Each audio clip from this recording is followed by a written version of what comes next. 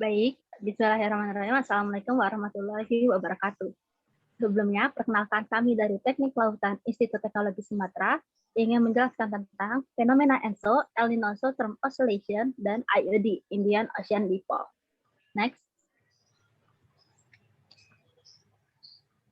Izinkan kami untuk memperkenalkan diri terlebih dahulu. Kami dari kelas B, kelompok 24, saya sendiri Zahra Isnidan, NIM 119300044, dan teman saya Abiasi Salsabila dengan NIM 119300016.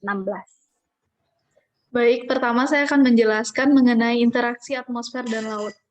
Berkaitan dengan interaksi atmosfer dan laut, itu selalu berhubungan dengan siklus hidrologi, di mana matahari akan memanaskan subsistem yang ada di bumi, sehingga akan terjadi interaksi yang cukup kuat untuk menghasilkan dan membentuk suatu interaksi. Proses yang terjadi berupa perpindahan energi dan massa di permukaan air laut. Ya, adapun fenomena alam yang diakibatkan oleh interaksi laut dan atmosfer. Yang pertama ada IOD, Indian Ocean Dipole, lalu ada siklon tropis, ada Indonesian Trough Flow, ada osilasi Madden-Julian atau MGO, ada ENSO, dan monsoon. Sirkulasi atmosfer tersebut apabila dibagi menjadi beberapa sirkulasi, itu ada sirkulasi Hadley berupa angin pasat dan monsoon, kedua sirkulasi Walker, ENSO dan IOD, dan sirkulasi atmosfer lokal berupa konveksi. Pada kesempatan kali ini kita akan membahas mengenai sirkulasi Walker, yaitu ENSO dan IOD.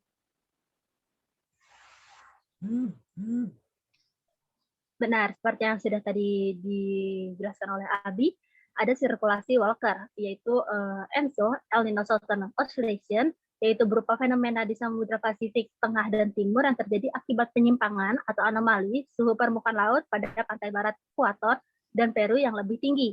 Nah, sedangkan IOD, Indian Ocean Dipole, itu adalah perbedaan suhu permukaan laut antara Laut Arab, Samudra Hindia bagian barat, dan Samudra Hindia bagian timur di selatan Indonesia. Nah, bisa dilihat di sebelah kiri, ini ada gambar dari sirkulasi Walker. Next.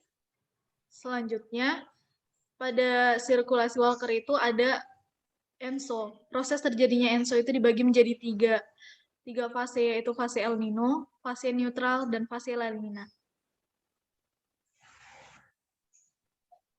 Oke, yang pertama, saya ingin menjelaskan tentang ENSO pada fase La Nina.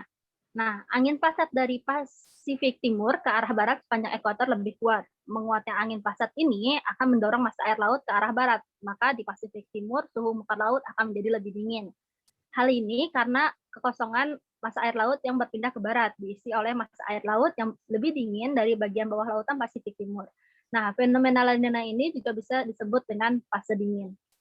Karena air lautnya dia menjadi lebih dingin. Next. Selanjutnya ada fase neutral pada ENSO.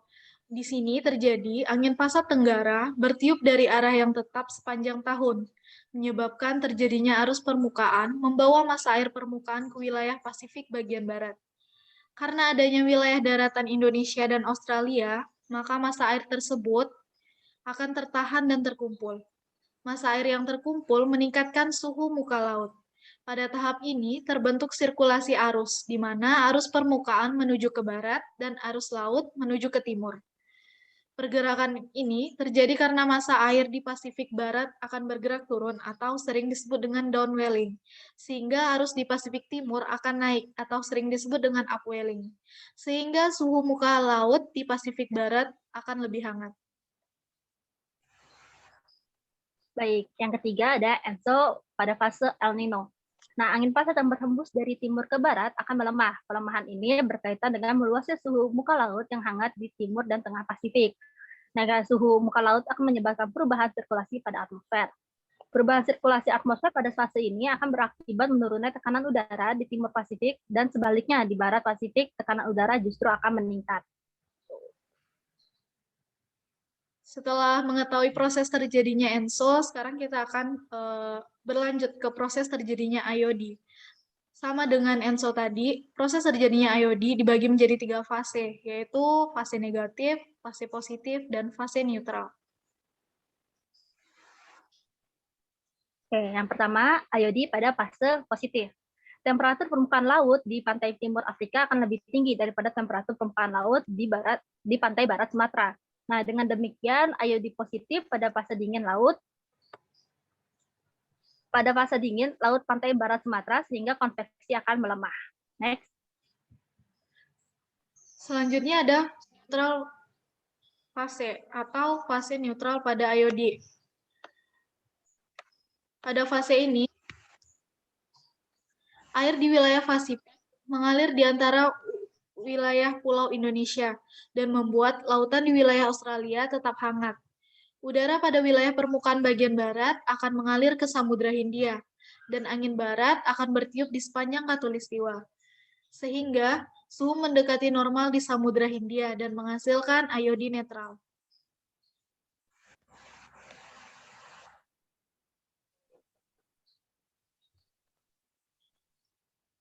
Baik, selanjutnya ada IOD pada fase negatif. Suhu muka laut Indonesia akan menjadi lebih hangat dari biasanya. Nah, sehingga akan terjadi konveksi menguat di perairan Indonesia. Setelah mengetahui proses terjadinya ENSO dan IOD, kita berlanjut ke dampak ENSO dan IOD di Indonesia. Pertama ada produksi garam. Apabila El Nino bertemu dengan IOD positif atau fase positif dari IOD, itu akan menyebabkan kemarau panjang sehingga panen garam kuantitasnya bertambah. Sedangkan apabila La Nina bertemu dengan IOD negatif atau fase negatif dari IOD, mengakibatkan musim kemarau basah yang dapat menyebabkan gagal panen dari produksi garam. Berkebalikan dengan produksi garam, panen kelapa sawit apabila El Nino bertemu dengan IOD positif, produktivitas kelapa sawit akan menurun. Sedangkan apabila La Nina bertemu dengan IOD negatif, produktivitas kelapa sawit akan naik. Selanjutnya dampaknya terjadi pada curah hujan musiman di wilayah Indonesia. Curah hujan musiman ini berupa penambahan maupun pengurangan intensitas hujan yang berbeda pada tiap wilayah di Indonesia. Dampak yang terakhir yaitu variabilitas suhu dan klorofil A. Apabila El Nino dan IOD positif bertemu, suhu permukaan laut akan dingin dan tingkat klorofil A akan tinggi. Sedangkan apabila La Nina bertemu dengan IOD negatif, suhu permukaan laut akan menjadi hangat dan tingkat klorofil A rendah. Selanjutnya ada daerah yang terdampak ENSO dan IOD di Indonesia. Yang pertama itu daerah yang menunjukkan reaksi terhadap El Nino dan IOD positif. Antara lain ada Lampung, Banjarbaru, Ketapang, Siantan, Cilacap, Semarang, Karangploso, Ngurah Rai, Lombok, Hayuwatu, Ternate, Bau-Bau, Majene, dan Merauke. Yang kedua ada yang dipengaruhi oleh IOD dibandingkan ENSO.